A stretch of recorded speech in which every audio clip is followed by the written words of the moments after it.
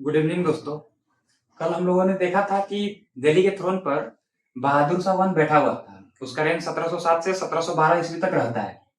और जब 1712 ईस्वी में बहादुर शाह वन मरता है तो मुगल्स में चूंकि लैक ऑफ प्रीमोजेनिचर देखने के लिए मिलता है तो वॉर ऑफ सक्सेशन छिड़ जाता है, जिसमें कि बहादुर शाह वन के समय में ही बहुत सारे पावरफुल नोबल ग्रुप्स इमर्ज होना शुरू हुए थे, जैसे कि ईरानी ग्रुप, हिंदुस्तानी ग्रुप, अफगानी ग्रुप, तुरानी ग्रुप। और उन लोगों को कुछ प्रोमिनेंट लीडर्स लीड कर रहे थे। तो जब बहादुर शाह 1712 में मरता है तो जो ईरानी ग्रुप का एक लीडर रहता है जुल्फिकार खान, वो जहांदार शाह को बोलता है कि तुम मुगल की तरफ से खड़ा हो, हम तुम्हारी हेल्प करेंगे और तुम दिल्ली का थ्रोन को अवेल कर लो, हम तुम्हारी हेल्प करेंगे। तो जुल्फिकार खान जहांदार शाह की हेल्प करता है और जुल्फिकार खान की हेल्प से जहांदार शाह गद्दी पर बैठ जाता है।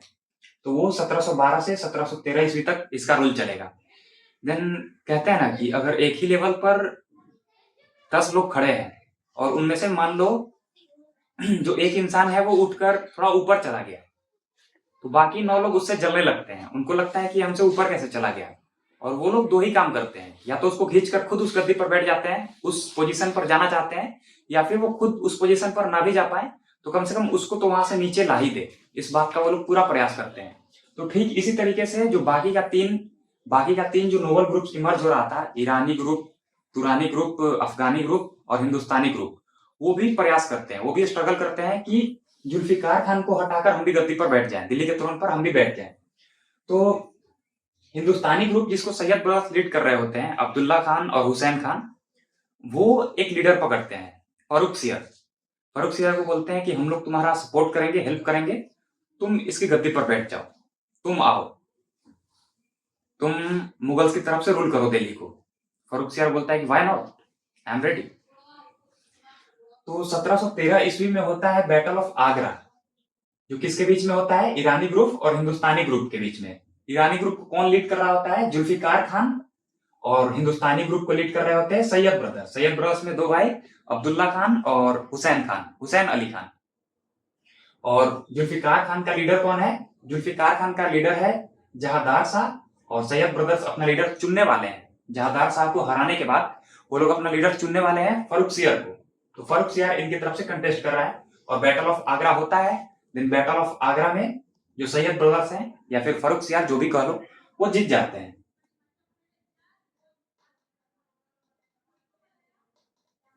ये जीत जाते हैं और फरुख सियर गद्दी पर आ जाता है।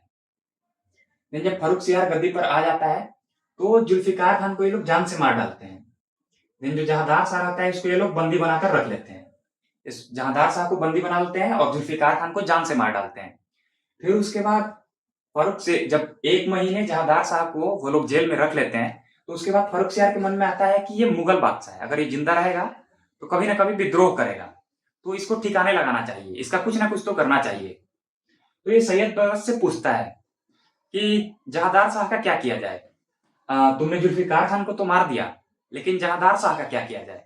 तो ये लोग बोलते हैं कि एक काम करो, काट डालो। तो बोलता है काट डाले? तो बोलता है हाँ काट डालो, वरना जिंदा रहेगा तो तुम्हारे गद्दी को खतरा होगा।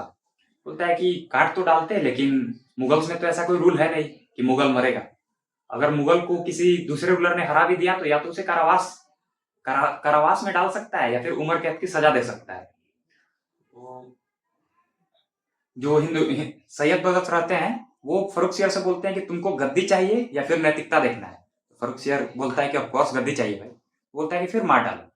तो फरुख सियर राजी हो जाता है और ऐसा माना जाता है कि जहां जहादार शाह बंद था, जिस जेल में वो बंद था, वहां से 2 लोग जाते हैं फरुख सियर की तरफ से और बाकायदा वो लोग उसको सीढ़ियों से घसीटते हुए वापस लाते हैं। उसको जेल में ही इतना मारते हैं कि वो दम तोड़ देता है अपना। और ऐसा बोला जाता है कि जब उसको जेल से वो लोग बाहर घसीट रहे थे तब तक उसकी मृत्यु हो चुकी थी। तो जहांदार शाह को ये लोग मार देते हैं, फरुख सियर जहांदार शाह को मार देता है। और जब वो दिल्ली में एंट्री लेने वाला होता है तो जो उसका सर रहता है, जो जहांदार शाह का सर रहता है, उसको हाथी पर लेकर वो दिल्ली में एंट्री करता है, रॉयल एंट्री करता है और सबको अपना पावर दिखाना चाहता था कि देखो मैं कितना खतरनाक हूँ। लेकिन फरुख सियार का ये एक गलती आगे चलकर उसके लिए भी खतरा बनने वाला है। जो उसने शुरू किया है उसका फल उसे भी लेगा, क्योंकि इससे जहांदार शाह की मौत से पहले मुगलों को मारने का नियम नहीं था। लेकिन जब फर्रुखसियार ने जहांदार शाह को मार दिया तो अब मुगल मरेंगे, आने वाले समय में मुगल मरेंगे, बेतहाशा मरेंगे। तो जहांदार शाह को मारने के बाद 1713 ईस्वी में फर्रुखसियार गद्दी पर बैठ चुका है, दिल्ली के थ्रोन पर। फर्रुखसियार जब गद्दी पर बैठ चुका है तो सैयद नवाब में जो दो भाई हैं, अब्दुल्ला खान और हुसैन अली खान, तो फर्रुखसियार बड़े भाई यानी कि अब्दुल्ला खान को पोस्ट दे देता है वजीर का, सैयद ब्रदर्स दे देता है, या फिर सैयद ब्रदर्स को फर्रुखसियार दे देता है, या फिर सैयद ब्रदर्स खुद से ही ले लेते हैं, आप कुछ भी बोल सकते हैं, क्योंकि फर्रुखसियार सिर्फ एक पपेट रूलर था और कुछ भी नहीं। मतलब कि उसके पीछे से रूल कर रहे थे सैयद ब्रदर्स, उसको आगे करके फर्रुखसियार आगे था और उसके पीछे से सैयद ब्रदर्स रूल कर रहे थे। तो जो सैयद ब्रदर्स हैं वो खुद से ही कुछ पोस्ट ले लेते हैं, दोनों भाई एक एक पोस्ट ले लेते हैं। तो जो बड़ा भाई है अब्दुल्ला खान वो वजीर का पोस्ट ले लेता है। वजीर एक सम काइंड ऑफ पीएम का पोस्ट हुआ करता था, मतलब फाइनेंस से रिलेटेड जितना भी मुद्दा है वो सब अब्दुल्ला खान संभालेगा। और हुसैन अली खान मीर बख्शी बन जाता है। मीर बख्शी मतलब कमांडर इन चीफ, मतलब जो मिलिट्री है, जो मुगल्स का मिलिट्री है, फर्रुखसियार का जो मिलिट्री है उसका हेड होगा, उसका चीफ होगा हुसैन अली खान। तो बड़ा भाई अब्दुल्ला खान वजीर बन गया और छोटा भाई हुसैन अली खान मीर बख्शी बन गया। लेकिन ये जो दोनों भाई है फर्रुखसियार का एक भी नहीं चलने देते थे। फर्रुखसियार को ये लोग असिस्ट किया करते थे, होस्ट किया करते थे। ऐसा मानो फर्रुखसियार को बहुत बुरा लगता था क्योंकि उसकी बात सुनी ही नहीं जाती थी। उसे ऐसा लगता था कि मैं एक पपेट रूलर हूं, जो कि वो था भी। सैयद ब्रदर्स बहुत समय बीत जाता है, फिर उसको एक बार ख्याल आता है कि ये दोनों भाई को अब मारना हो गया, दोनों मेरे लिए खतरा है, कहीं भी मुझे मार सकते हैं। तो फर्रुखसियार को डर लगने लगता है, इन दोनों भाइयों से बहुत डर लगने लगता है। वो प्लान करता है, वो षड्यंत्र रचता है कि इन दोनों भाइयों को जान से मार डालूंगा। लेकिन ये बात सैयद ब्रदर्स को इससे पहले ही पता चल जाती है। इससे पहले कि वो अटैक करे 20,000 आर्मी वो क्रिएट कर चुका था सैयद ब्रदर्स पर अटैक करने के लिए। लेकिन इससे पहले कि वो अटैक करता, सैयद ब्रदर्स को पता चल चुका था इसके कॉन्स्पायरेसी के बारे में। तो सैयद ब्रदर्स जाते हैं मराठा पेशवा बालाजी विश्वनाथ के पास और बोलते हैं, बालाजी विश्वनाथ हेल्प कीजिए। बोलते हैं कि पागल हो क्या, तुम लोगों ने हमारे साथ कितना बुरा किया है, हम लोग तुम्हारी हेल्प क्यों करेंगे। याद कीजिए साहू जी, उनकी मम्मी, दोनों को हमने पकड़ कर रखा था। साहू जी को तो जाने दिया, लेकिन उनकी मम्मी अभी भी हमारे कब्जे में। तो अगर हमारी हेल्प करोगे तो मम्मी को छोड़ देंगे। तो मम्मी को छोड़ दोगे? तो हाँ, मम्मी को छोड़ देंगे। ठीक है, फिर हम तुम्हारी हेल्प करेंगे। बालाजी विश्वनाथ उसका हेल्प करते हैं, सैयद ब्रदर्स की हेल्प करते हैं बालाजी विश्वनाथ, और अपनी कुछ आर्मी सैयद ब्रदर्स की तरफ से वो भेज देते हैं। और वो लोग जाते हैं, तो बालाजी विश्वनाथ का आर्मी जाता है सैयद ब्रदर्स के साथ, और वो लोग मिलकर फर्रुखसियार को जान से मार डालते हैं। फर्रुखसियार खत्म हो जाता है। और ऐसा बोला जाता है कि जब फर्रुखसियार का रेन था उसी समय में ब्रिटिशर्स भी इंडिया में आ चुके हैं। तो फर्रुखसियार एक रॉयल फरमान इशू किया था। रॉयल फरमान ऐसा था कि जो ब्रिटिशर्स हैं वो मुगल इंपायर में, मुगल टेरिटरी में फ्रीली ट्रेड कर सकते हैं, सिर्फ 3,000 पर एनम देकर, मतलब 3,000 एक बार के लिए, एक साल के लिए दे देंगे और वो लोग फ्रीली पूरे मुगल टेरिटरी में कहीं भी ट्रेड कर सकते हैं। तो ये जस्ट एक फैक्ट था जिसके बारे में आगे चलकर देखना है कि उसने रॉयल फरमान इशू क्यों किया था। ऐसा बोला जाता है कि एक ब्रिटिशर था जिसने उसके थाई में लगे चोट को, घाव को ठीक कर दिया था, जो कि बहुत दिनों से ठीक नहीं हो रहा था। तो उससे खुश होकर उसने रॉयल फरमान इशू कर दिया था। लेकिन इतना बेवकूफ नहीं था फर्रुखसियार कि उसके जंग के घाव को अगर कोई ठीक कर दे तो रॉयल फरमान इशू कर दे। तो उसके पीछे का रीजन कुछ और है, जो कि हम बाद में देखेंगे। ये जस्ट इंफॉर्मेशन के लिए, फैक्ट के लिए देख सकते हैं आप। तो फर्रुखसियार अब मर चुका है। सैयद ब्रदर्स बालाजी विश्वनाथ के साथ मिलकर फर्रुखसियार को फुरफुरा चुके हैं। तो अब कोई ना कोई तो रूलर चाहिए दिल्ली के थ्रोन पर बैठने के लिए, क्योंकि दिल्ली के लोग, जो इंडिया के लोग, किसी भी ऑर्डिनरी पीपल को एक्सेप्ट नहीं करेंगे एज अ रूलर। तो इसलिए कोई मुगल ही चाहिए जो कि दिल्ली के थ्रोन पर बैठ सके। तो ये लोग सोचते हैं कि किसको बैठाया जाए। तो रफी उद दौला नाम का एक रॉयल फैमिली से ही एक मुगल रहता है, उसको ये लोग पकड़ कर लाते हैं 1719 में, रफी उल दौला।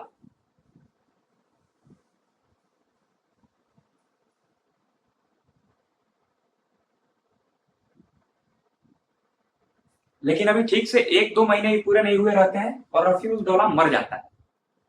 तो हुसैन अली खान अपने बड़े भाई के पास भागता हुआ आता है और बोलता है, भैया निकल लिया वो जिसको आपने बैठाया था। बोलता है, ये मुगल ही बैठाया था ना? बोलता है, हाँ मुगल ही था, देखने में वैसा ही लग रहा है।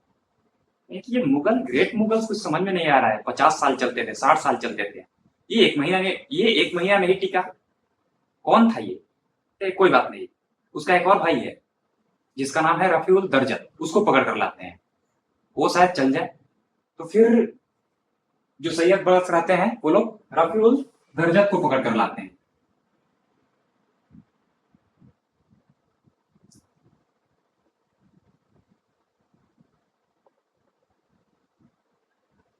लेकिन होता क्या है कि रफीउल दर्जत भी 1 महीने बाद मर जाता है। अब इन लोगों का दिमाग सनक जाता है। ये लोग बोलते हैं, ये मुगल्स है या क्या है? ये लोग तो मतलब 1 महीने भी नहीं टिक पा रहे हैं। तो अब इन लोगों के जहन में एक नाम आता है, एक ऐसा नाम जो कि थोड़ा अय्याश था, एक ऐसा नाम जो कि बहुत ज्यादा अय्याश था। ऐसा माना जाता है, वो नाम है मोहम्मद शाह रंगीला का। ऐसा माना जाता है कि वो चलते दरबार में हाफ पैंट पर घुस जाता था और बोलता था, गाना शुरू किया जाए।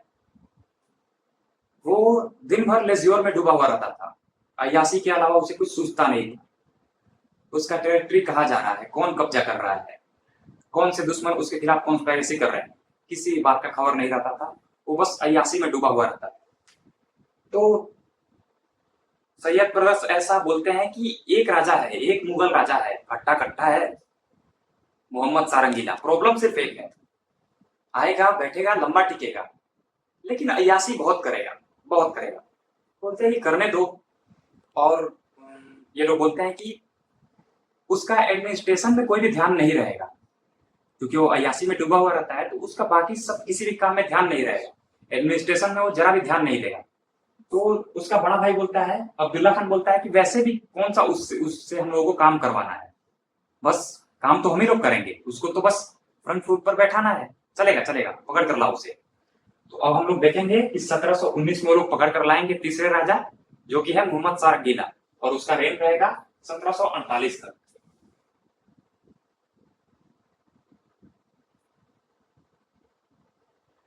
तो हम लोगों ने देखा कि सैयद ब्रदर्स ने बैक टू बैक 4 राजा गद्दी पर बैठा है, इसीलिए सैयद ब्रदर्स को किंग मेकर बोला जाता है, क्योंकि इन्होंने बैक टू बैक 4 राजा बैठाए थे और ऐसा किसी भी नोबल ने अभी तक किया नहीं था। और हम लोग बाद में देखेंगे कि जब मोहम्मद शाह रंगीला गद्दी पर बैठेगा तो उसको भी एक डर सताने लगेगा कि ये दोनों भाई कहीं मुझे जान से मार न डालें।